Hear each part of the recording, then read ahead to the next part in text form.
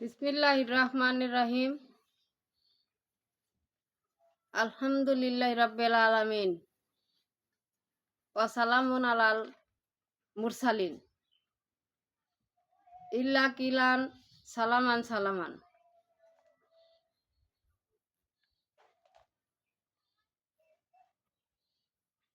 সুপ্রিয় দর্শক, পূর্বে যেই ভিডিওগুলো আপলোড হয়েছে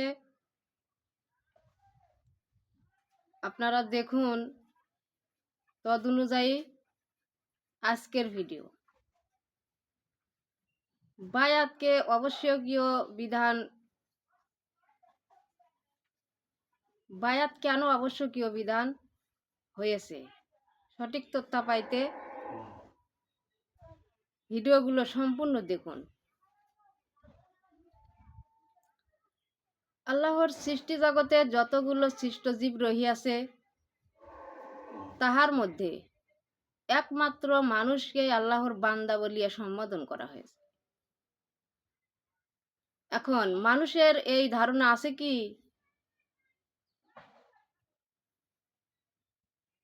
মানুষের এই ধারণা আছে কি না যে আমরা আল্লাহর বান্দা? এর দলিল কি? আমরা কিন্তু মৌখিকভাবে বলিয়া থাকি যে আমরা আল্লাহর বান্দা, কিন্তু আমরা আল্লাহর বান্দা যে এর কি কোনো ডকুমেন্ট, দলিল আমাদের কাছে আছে? নেই।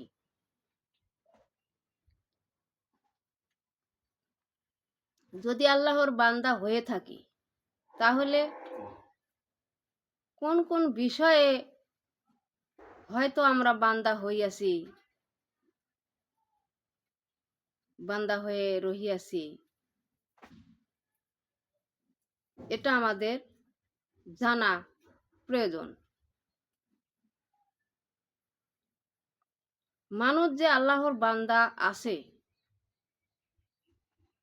তাহার কোন এফারেন্স আমরা দেখাইতে পারিব না, তার কোনো এফারেন্স আমরা দেখাইতে পারিব না যে এই রশি দিয়া আমরা আল্লাহর নিকট বান্দা আছি, বাধা আছি। যদি আল্লাহর বান্দা বলিয়া নেটেস্টে টপস করিতে পারিতাম তাহলে কোনো প্রকার পাপ কাজে আমরা জড়িত হইতাম না। কারণ আমাদের মনে এমনই দৃশ্য দেখা দিত যে আমরা যে এই কাজটা করিতেছি স্বয়ং আল্লাহর সহিত আমরা বান্দা, তাহলে আল্লাহ দেখে নিয়েছে।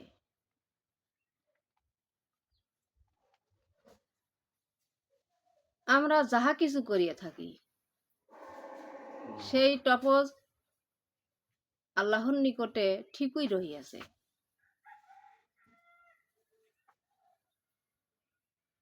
সেইগুলিকে বায়াত বিধানের বন্ধকতা দিয়েই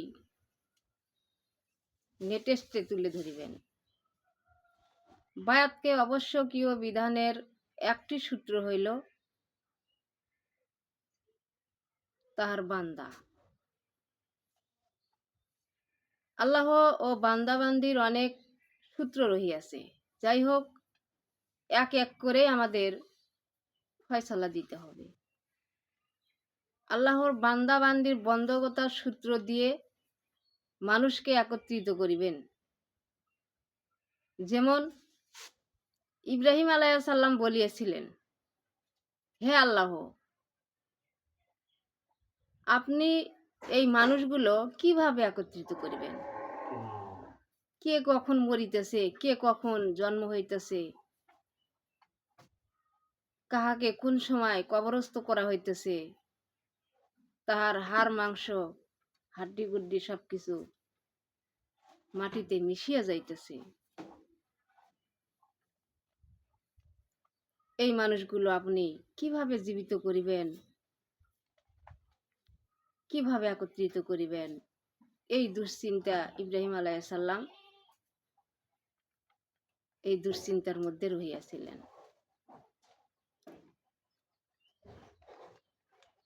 তখন আল্লাহ বললেন, হে ইব্রাহিম, তুমি কেমন কথা বলিতেছ?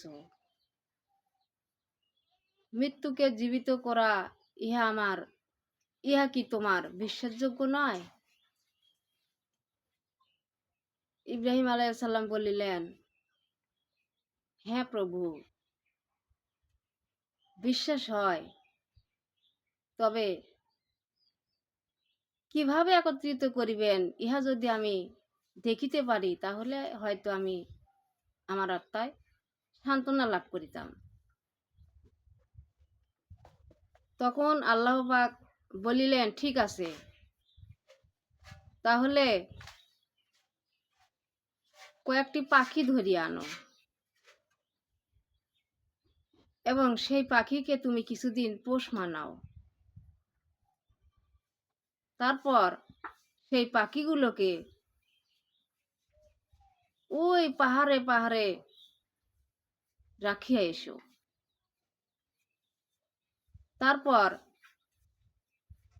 তাহাকে স্মরণ করো, সেই পাখিগুলোকে স্মরণ করো এবং তুমি যেইভাবে তাহাদিগকে পোষ মানিয়েছ সেইভাবে স্মরণ করো।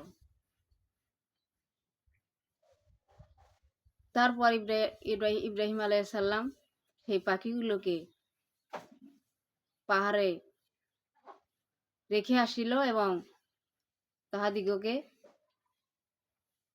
তাহার সূত্র ধরিয়া, তিনি যে তাহাদিগকে প্রতিপালন করিয়াছে, এই সূত্র ধরিয়া কি করিলেন,